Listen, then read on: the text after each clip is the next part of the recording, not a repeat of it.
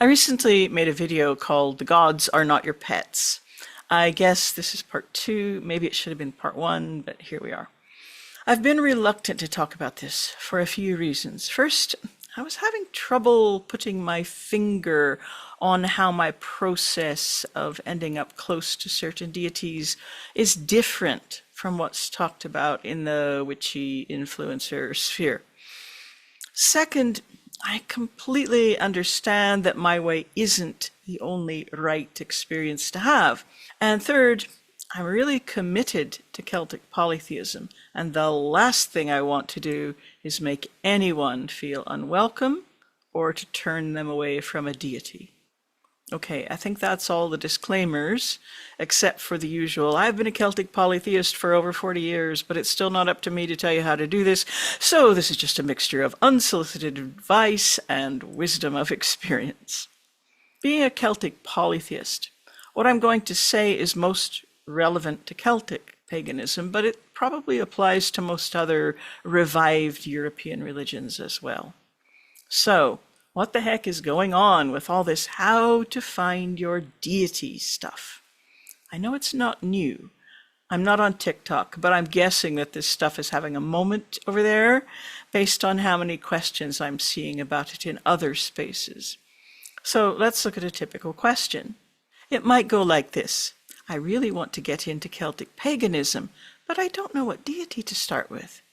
At least these people aren't assuming that a deity is calling them, or that a deity is supposed to call them. I've kind of addressed that already.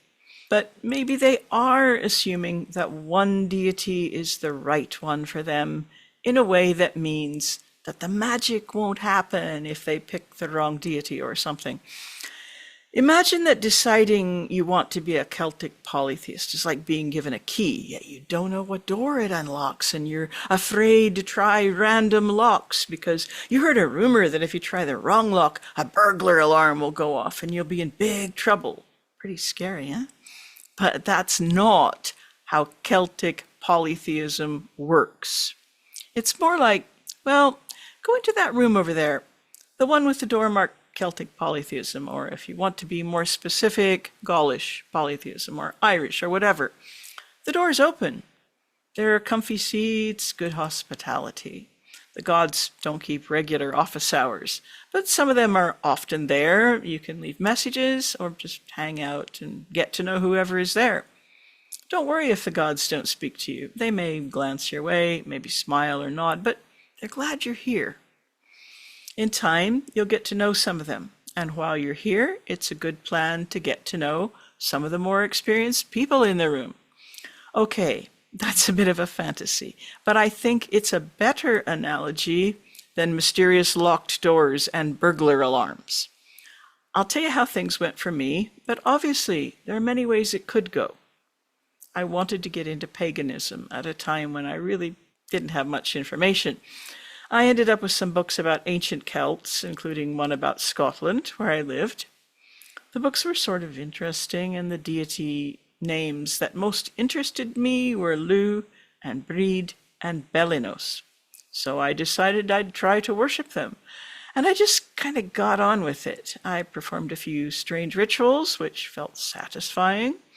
I didn't really have high expectations because that's just not my nature. So I wasn't disappointed when I didn't have a major religious experience right away. Still, over time, following these deities felt better and better. I wasn't particularly devout or dedicated. It was more of a wee pan I had simmering on the back burner, and the gods seemed fine with that. Over the years, I got more clued up by reading lots of mythology and more books about folklore and archaeology and history. I occasionally bought something by a pagan author, but those books rarely felt like a good fit for me. It was probably partly the times we were in, because there weren't really books on polytheism yet. Through my studies, I learned about more deities and started honoring a few more, just casually. I knew about the Wheel of the Year. Usually I marked those days one way or another.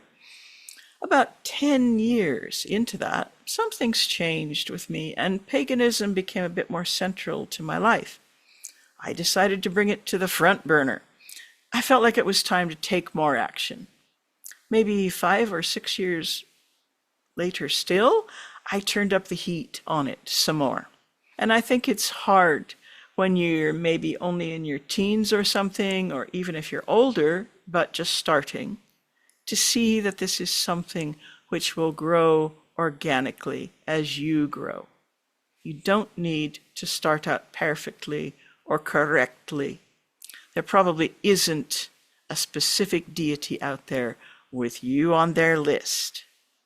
There's no evidence that Celtic religions were ever anything other than polytheistic, many gods. Breed, Lu, and Belinos are still part of my world, but some other deities have definitely ended up being more important to me personally. There are maybe 3 or 4 or 6, I don't know, deities I'm most involved with, and maybe another 6 or 8 who are kind of down a tier in importance. But I occasionally honor them or ask them for help with something. And then there are the gazillion Celtic deities that I don't really have much to do with, but I'm open to honor them or whatever if it ever happens to come up. So I'm mystified by what I can only call a fashion for people needing to find their deity. Seriously, just pick one you fancy, or pick a few. I think that's better. Pick a few. Don't get all, ooh, I'm a dedicant, I made vows, I have a schedule of duties that I must perform, and if I do it perfectly, my deity will be pleased and give me the things I ask for, and if I fail, they will be angry and smite me. No. I'm also mystified by people going to great lengths to find their deity with tarot readings and guided meditations and birds and dreams and all of that. I think if you've done that and you're happy with the answer, then it's fine. But don't turn it into some kind of BuzzFeed quiz. Answer these 7 questions and I'll tell you which deity is right for you. Maybe some deities are calling people. Maybe my life would be better if I'd got involved with Epona or with Maponos sooner. Maybe there were some signs, or maybe I just think there were signs looking back. I don't think it really matters that much. If you feel drawn to a deity, you have a right to choose them. Maybe you'll vibe with them and maybe you won't. It's weird, this thing of wanting certainty. It seems to fit with a general anxiety I'm noticing in new pagans. I mean, there's a lot of anxiety around these days. Social anxiety, financial anxiety, political anxiety. I know. That could be part of it. It's like people don't want to take a chance on things. They don't want to exercise their own power to make choices, unless someone tells them ahead of time that things will work out. Looking for those kinds of promises actually makes you really vulnerable to people taking advantage of you or just generally following bad advice. So look at yourself objectively. Are you making this harder than it needs to be? Are influencers making this out to be something it isn't as a way to keep your attention? Celtic polytheism is a wonderful thing. It's not hard to do, although I suggest that you study our mythology and culture as you go along. But it's mostly not about making a pact with a specific deity. If you're enjoying this series, why not take one of my online classes? There's almost always something on offer. Some classes have tiered pay-what-you-can pricing, and there are usually a few scholarships available for the more expensive classes. To get notifications about classes and about scholarships when they're announced, you can go to my website and subscribe to my newsletter or follow me on my Patreon page.